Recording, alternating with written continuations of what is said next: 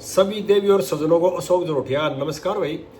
आज चर्चा करते जो किसानों के मसीहा बताते अपने आप को, किसानों के नेता बताते थे, लेकिन उन्होंने किसानों का कोई भला नहीं किया, सिर्फ अपना स्वार्थ साध दिया, अपना परिवारवाद के लिए काम किया, अपने स्वार्थ के लिए काम किया, अपने लिए काम किया।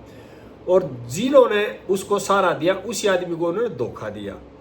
नेताजी हमारे सतपाल मलिक साहब जो एडमिट है गिरफ्तारी से डर के कारण, उनके खिलाफ मुकदमा में चार्जशीट दाखिल हो चुकी है, इसलिए आरएमएल हॉस्पिटल में दाखिल है। सतपाल जो मलिक साहब थे वो पश्चिमी उत्तर प्रदेश के रहने वाले हैं, और जो नेता जो बने ना वो चौधरी चरण सिंह की देन है। जो नेता बने राष्ट्रीय लोक दल थे चौधरी चरण सिंह के, उसमें वो युवा जो मोर्चा था उसके नेता थे। उसके बाद वो राजनीति में आ गए और चौधरी चरण सिंह की उंगली पकड़ करके वो कई पदों पर रहे। उसके बाद उन्होंने राष्ट्रीय जो लोकदल था उसके जो नेता थे अजीत सिंह, उनको भी धोखा दिया, उनको छोड़ गए, वे चले गए मुलायम सिंह की पार्टी में। 1989 में अलीगढ़ से मुलायम सिंह जी ने उनको सांसद बनवाया, और मुलायम सिंह जी यूपी के मुख्यमंत्री थे और मलिक साहब थे वो सांसद थे अलीगढ़ से, और वीपी सिंह की सरकार में मंत्री भी बड़े थे सत्यपाल मलिक साहब। लेकिन उन्होंने किसी भी किसान के बेटे को कोई नौकरी नहीं दिलवाई। बहुत अच्छा मंत्रालय था कि वो चाहते तो छोटे लेवल की नौकरियां दिलवा सकते थे, लेकिन किसी के कोई भलाई नहीं किया। आपको एक बात और बताना चाहता हूँ वहां पे, अब जैसे किसान आंदोलन चला ना तो बड़ी बड़ी बातें कर रहे थे, मैं किसानों का भला, हर किसान ये है, जाट मेरे पीछे, इस तरह की बातें कर रहे थे, डींग फेंकते थे। उन्होंने किसानों के लिए कोई काम नहीं किया। मैंने पहले भी एक वीडियो डाला था इस मामले में। अभी मलिक साहब आप ये बता दो किसके बच्चे की नौकरी लगवाई आपने, किसानों का क्या भला किया। ये भी थे जब वो मंत्री थे तो जब किसान इनकी कोठी पाते थे पिछले दरवाजे से चले जाते थे, और जब किसान चले जाते थे उस टाइम घर में आते थे। इस तरह की इनकी आदत थी, और इनको शौक पड़ा हुआ था लूटिन जोन में रहने का। जैसे ही वीपी सिंह की सरकार चली थी 2-2.5 साल, सरकार से बहुमत वापस ले लिया गया, सरकार गिर गई। उसके बाद कांग्रेस की सरकार आ गई और ये इनका भविष्य वहां के बाद खत्म हो गया, और 1991 में ये बीजेपी में आ गए। इन्होंने देख लिया कि अब कांग्रेस की सरकार बन गया, कांग्रेस में भी जाना चाह रहे थे ये, लेकिन वहां इनकी बात नहीं बनी थी। फिर ये बीजेपी में आ गए और 25-26 साल ये कूड़े के ढेर में पड़े रहे। किसी भी पार्टी ने कुछ नहीं पूछा, बार बार कोशिश करते रहे, कहीं भी सपा में जाने के लिए, कभी राष्ट्रीय लोक आरएलडी में जाने के लिए, कभी कांग्रेस में जाने के लिए, लेकिन वो किसी ने नहीं पूछा। और 2017 में ना मोदी जी ने पूछा इनको गवर्नर बना दिया बिहार का। जिस आदमी को 25-26 साल किसी ने भी नहीं पूछा, और ये बार बार कोशिश कर रहा हो भाई कभी फलानी पार्टी के नेता के पास जाए, कभी फलानी की पार्टी जाए, मेरे को भी कुछ पद दिया जाए, किसी ने नहीं पूछा इसको उठा करके मोदी जी ने गवर्नर बना दिया बिहार का। और बना क्यों था देशवासियों? क्योंकि मोदी जी ये थे भी ये चौधरी चरण सिंह से जुड़ा हुआ आदमी है, चौधरी चरण सिंह जैसे के साथ काम कर रखा है, और किसानों का जाटों का नेता है, तो ये अच्छा काम करेगा किसानों के लिए और जाटों के लिए। बढ़ाने की वजह सिर्फ एक ही थी कि ये चौधरी चरण सिंह की पार्टी से इन्हें अपना राजनीतिक करियर शुरू किया था, चौधरी चरण सिंह के साथ रहा है, और इसके जो विचार होंगे थोड़े बहुत गुण चौधरी चरण सिंह के इसमें जरूर होंगे, और ये किसानों का भला करेगा, गरीब आदमी का भला करेगा। लेकिन इसको बिहार का गवर्नर बनाया, उसके बाद इसको जम्मू कश्मीर का गवर्नर बना दिया। जम्मू कश्मीर का गवर्नर बनाया जब तक इसने किसी तरह कोई ऐसा विरोधी बयान नहीं दिया। लेकिन क्या हुआ, जैसे ही धारा 370 हटाई जम्मू कश्मीर से, और जम्मू कश्मीर में लद्दाख का अलग स्टेट बन गया, और जम्मू कश्मीर अलग हो गया, 2 धड़े हो गए, उसमें 2 भाग हो गए भाई। लद्दाख अलग टेरिटरी हो गया और जम्मू कश्मीर अलग हो गया, तो वहां से गवर्नर का पद खत्म हो गया। क्यों? एरिया छोटा हो गया, तो वहां बन गया एलजी, लेफ्टिनेंट गवर्नर। तो इसको एक ईर्ष्या हो गई अंदर ही, अगर तेरा गवर्नर का पद है ना, यानी तेरा सम्मान घट गया। भाई आपके सम्मान से पहले देश का सम्मान जरूरी था, देश की व्यवस्था कायम करनी जरूरी थी। यानी कि आपके सम्मान के लिए 370 नहीं हटाए। इनकी सोच ये थी भाई मेरा पद है ना वो कद छोटा हो गया और मैं गवर्नर से लेफ्टिनेंट गवर्नर बना दिया। जो सरकार ने फैसला लिया था, जो प्रधानमंत्री जी ने फैसला लिया, तो देश हित में फैसला ले लेते, आदमी के हित में फैसला दे लेते ही नहीं। अगर आप ये सोचो कि मैं गवर्नर रहूं जब तक ये 370 ना हटे, तो ये आपकी गलत सोच थी। और उसके बाद इन्होंने उल्टे सीधे बयान देने शुरू कर दिए मोदी जी के खिलाफ। फिर भी हमारे जो प्रधानमंत्री जी है, इन्होंने उसके बाद गोवा का गवर्नर लगाया। गोवा में जाकर फिर उसने बीजेपी विरोधी बयान देने शुरू कर दिए। मेघालय लगाया, फिर बीजेपी विरोधी बयान देने शुरू कर दिए, यानी अपने स्वार्थ के लिए। इस आदमी का पूरा जो राजनीतिक जीवन रहा है वो सिर्फ रहा ना स्वार्थी, और हर आदमी को धोखा देता है। ये जो भी आदमी इसको कुछ देता है, इसको पद देता है, जो भी इसका इसके हित के बारे में, इसकी भलाई के बारे में सोचता है, ये उसी की पेट में छुरी मारता है। इसका ये वो बन गया, इसका एक तरह से नेचर है इस आदमी का ये, और लोगों को गुमराह करता है। और इसने ये सोची थी कि आप मोदी के विरोध बोल करके और जाटों की और किसानों की सिंपैथी हासिल कर लोगे।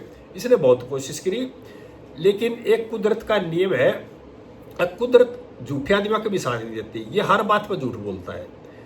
ना तो गांव में इसका कोई वोटर है और ना इसके क्षेत्र में इसका कोई वोटर है, झूठी लोगों को फेंकता है, हर बात पर झूठ बोलता है।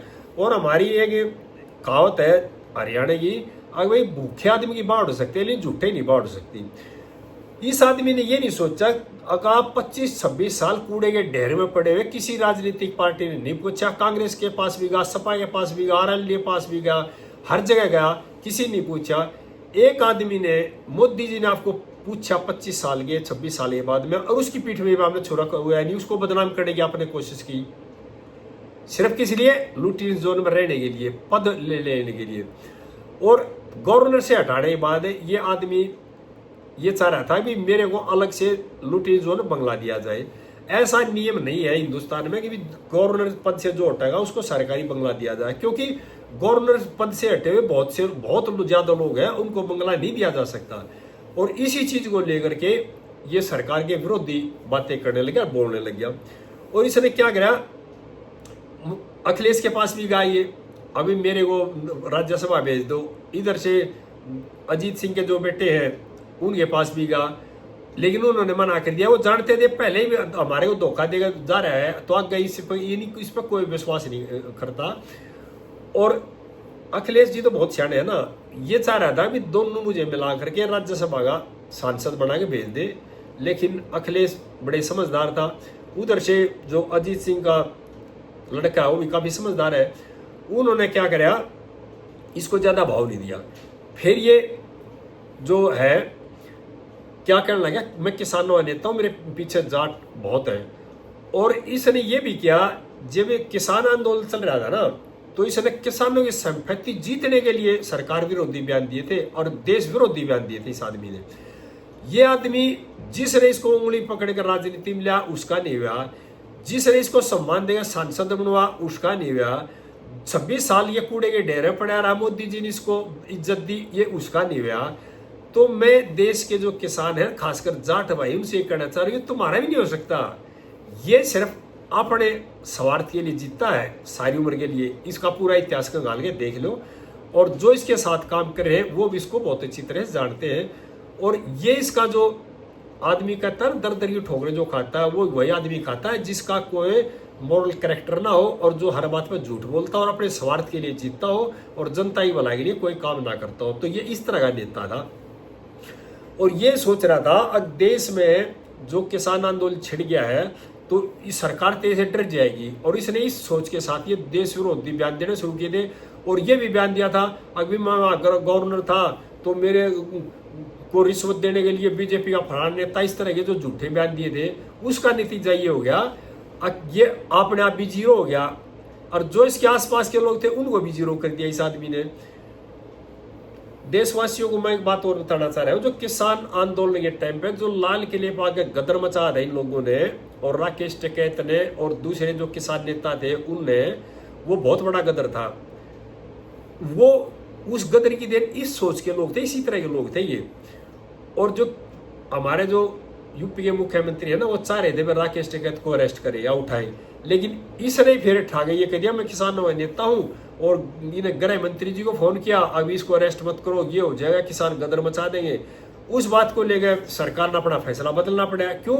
अभी सरकार ये चाहती थी अब देश में जो शांति व्यवस्था रहे, देश में इस तरह का कोई गलत काम ना हो, लेकिन ये चाह रहे थे सरकार को गिराने के लिए देश में गृह युद्ध कराना चाह रहे थे। एक तरह से इनकी सोच ये थी अभी सरकार फोर्स का इस्तेमाल करे, और सरकार फोर्स का इस्तेमाल करे तो सरकार को बदनाम करो और मोदी सरकार को इस देश से हटा दो। इनकी ये नीति थी, ये देश हित का इन्होंने कभी नहीं सोचा। और जितने किसान नेता थे ना, जो नेता बन रहे थे किसानों के, सभी की सोच ये थी अपने स्वार्थ के लिए काम करो और हम भी नेता बन जाएंगे अपने स्वार्थ के लिए। और कुछ किसान नेता तो किसान आंदोलन में पैसे कमा गए और देश का नुकसान करके किसानों का भी नुकसान करके। और मैं तो देश के जितने भी किसान भाई हैं उनसे ये कहना चाह रहा हूँ, जो गांव में रहने वाले हैं, हर कौम और हर धर्म के लोगों को, कि जो कानून बने थे वो किसानों के हित में कानून थे, लेकिन इन स्वार्थी नेताओं ने अपना स्वार्थ साधने के लिए आपको गलत गाइड किया और आपको गड्ढे में धकेल दिया एक तरह से। और ये मांग जो किसान कानून बनने थे ना 3, ये मांग चौधरी चरण सिंह के जमाने की है। चौधरी चरण सिंह बहुत पढ़े लिखे और समझदार और ईमानदार नेता थे, और इसको मोदी सरकार लेकर आई थी, लेकिन इन्होंने लागू नहीं होने दिया। और कुल मिलाकर बात यह है, जो सतपाल मलिक साहब है ना, वो सारी उम्र जो राजनीति की है वो अपने स्वार्थ से बाहर नहीं निकले, और हर बात पे उन्होंने हर आदमी को धोखा दिया। जिसने भी आदमी ने इसका भला किया ना, इसने उसी आदमी को धोखा दिया है। और अब भी मेरी किसान भाइयों से, तमाम देश के किसानों से प्रार्थना कि ऐसे जो स्वार्थी नेता है उनसे सतर्क रहने की जरूरत है। जो आपके जो दुश्मन है ना, वो आपके नेता है ज्यादातर। जो नेता अपने स्वार्थ के लिए जीता ना, एक तरह से मान लो जनता का, देश का और किसानों का दुश्मन है। नेता वो होता है जनता, जो जनता की भलाई सोचे, अपने परिवार की भलाई नहीं सोचे। जो अपने परिवार की भलाई सोचेगा, अपने स्वार्थ के बारे में सोचेगा, वो जनता का नेता नहीं होता, अपने परिवार का नेता होता है। और वो हमेशा जनता के खिलाफ काम करता है, अपने परिवार का पेट भरने के लिए काम करता है। और सभी देशवासियों से प्रार्थना है कि वीडियो को ज़्यादा से ज़्यादा शेयर करें भाई, और मेरे चैनल को सब्सक्राइब करें। आगे फिर इस तरह की बात बताता रहूँगा। जय देशवासियों।